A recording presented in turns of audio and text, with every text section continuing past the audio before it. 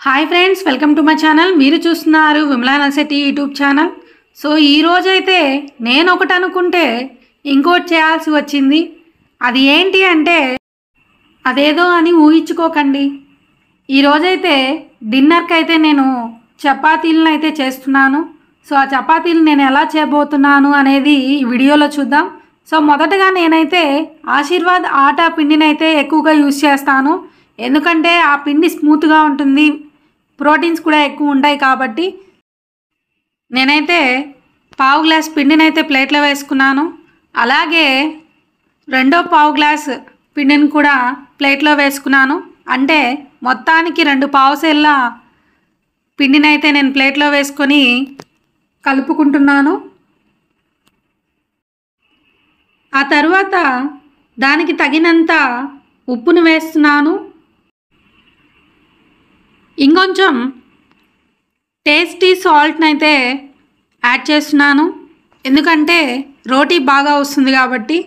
So ఇప్పుడు కొద్ది కొద్దిగా నీళ్ళను కలిపి పిండి నీళ్ళు రెండు కలిసేలాగా బాగా కలుపుకోవాలి. ఈ విధంగా పిండి నీళ్ళు బాగా కలిసిపోయి ముద్దయ్యేంత వరకు మనం బాగా కలుపుకోవాలి. ఆ ముద్దనైతే మనం బాగా ప్రెస్ చేసినట్లయితే మనకి చపాతీ బాగా స్మూత్గా వస్తుంది. దాని తర్వాత ఆ పిండిని కొంచెం గుంట చేసుకొని ఆయిల్ని అయితే అందులో వేసుకోవాలి. ఎందుకు అంటే ఈ ఆయిల్ కలిపి బాగా దాన్ని కలపడం వల్ల మరింత మృదువుగా ఈ చపాతీలు అనేవి వస్తాయి. కొందరైతే ఇందులో పాలను కూడా కలుపుకుంటారు. సో అది ఎవరి టేస్ట్ని బట్టి వాళ్ళు చేసుకుంటారు. నేనైతే ఆయిల్ని, ఉప్పుని, టేస్టీ సాల్ట్ని మాత్రమే కలిపి వాటర్ని మిక్స్ చేసి బాగా ఆ పిండిని అయితే ప్రెస్ చేసుకుంటూ ఇలాగే నొక్కుతూ చేస్తున్నాను. సో ఇలా చేయడం వల్ల మనకైతే పిండి చాలా సాఫ్ట్గా వస్తుంది. దానికి తగినంత చపాతీలు కూడా నీట్గా స్మూత్గా వస్తాయి. సో ఇదంతా అయిపోయిన తర్వాత ఒక తడి క్లాత్ని అయితే మనం తీసుకొని ఇలా క్లాత్ వేయడం వల్ల మనకి చపాతీలు అనేవి స్మూత్గా వస్తాయి. అలా ఒక 15 నిమిషాలు వదిలేసిన తర్వాత మనం మళ్ళీ ఆ తడి క్లాత్ని అయితే రిమూవ్ చేయాలి. అలా తీసేసిన తర్వాత మనకి పిండిని పట్టుకున్నట్లయితే చాలా సాఫ్ట్గా వస్తుంది.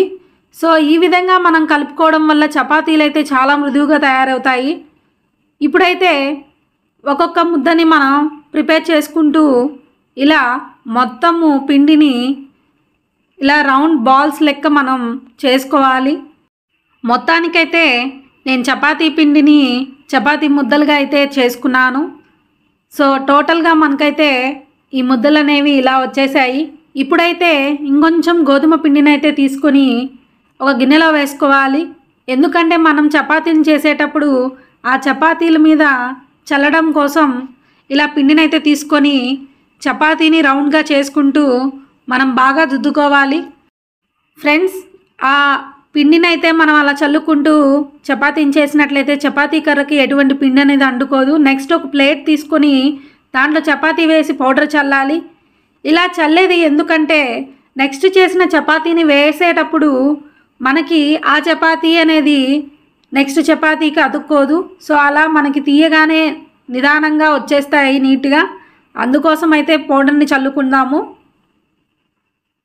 ఇలా ఇంకా మిగిలిన చపాతీలను అయితే నేను దుద్దుకుంటున్నాను. సో ఇలా దుద్దేసిన తర్వాత స్టవ్ మీద ప్యాన్ పెట్టి స్టవ్ను వెలిగించుకొని ఆ ప్యాన్ మనకి హీట్ అయ్యేంత వరకు, అంటే అది బాగా వేడెక్కేంత వరకు వేచి ఉండాలి. తర్వాత ఒక బౌల్ తీసుకుని అందులో ఆయిల్ని పోసుకొని పక్కన పెట్టుకోవాలి. పెనం వేడెక్కాక చపాతీని అందులో వేసి మనకి అటు ఇటు బాగా కాలేంత వరకు చూడాలి. ఎందుకంటే అలా చపాతీ కాలకుండా మనం వెంటనే ఆయిల్ వేసినట్లయితే మనకి ఆ చపాతీలో ఉన్న ఎయిర్ బబుల్స్ అనేవి బయటికి రావు. సో అలా రాకుండా ఉండడం వల్ల మనకి చపాతీ అనేది పొంగదు. అందుకోసం మనం అటు ఇటు తిప్పుతూ చివరికి బబుల్స్ వచ్చాక దాని మీద మనం ఆయిల్ వేయాలి. రెండు పక్కల వేసుకున్నాక దాన్ని రొటేట్ చేస్తూ ఉండాలి. సో ఇలా చేసినట్లయితే మనకి చాలా స్మూత్గా ఉన్న చపాతీలు అయితే రెడీ అవుతాయి. ఇలా బాగా కాలాక మిగతా చపాతీలను కూడా ఇలాగే మనం కాల్చుకోవాలి.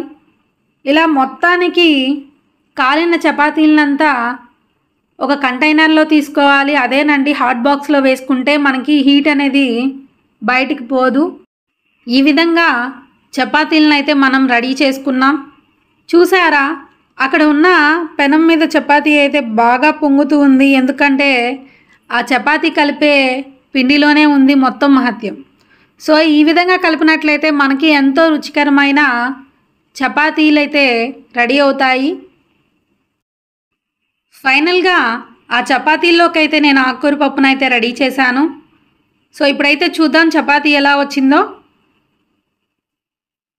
Wow, super! ఇదండి final look. Thank you friends, thank you for watching.